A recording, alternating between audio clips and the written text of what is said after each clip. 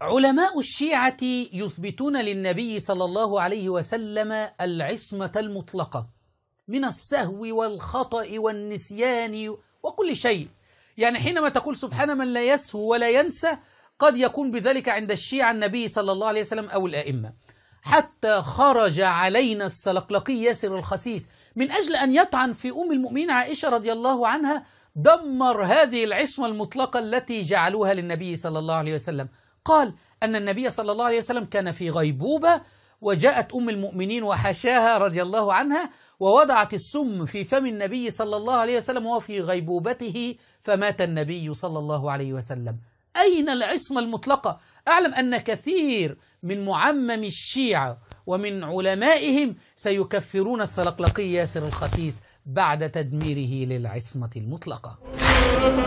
كلا، روايات أهل البيت نصت على أن المرأة التي سمت رسول الله هي عائشة بنت أبي بكر لعنها الله. هاي روايات أهل البيت، هي التي وضعت السم في فم رسول الله أثناء غيبوبته بسبب مرضه، كان متمرض.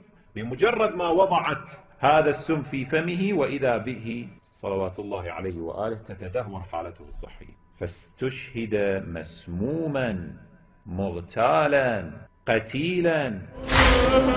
سبحان الله على هذا الكذوب الأفاك السلقلقي ياسر الخسيس.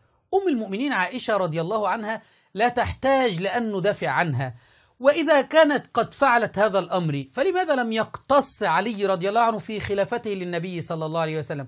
ولماذا لم يقتص بنو هاشم من أم المؤمنين عائشة رضي الله عنها للنبي صلى الله عليه وسلم؟ ما هي إلا أكذوبات من هذا السلقلقي الخبيث للطعن في أم المؤمنين عائشة رضي الله عنها. والآن ننتظر مراجع ووكلاء هؤلاء المراجع، مراجع الشيعة، أن يكفروا هذا السلقلقي الذي قد أنكر العصمة المطلقة وجعل النبي صلى الله عليه وسلم في غيبوبة.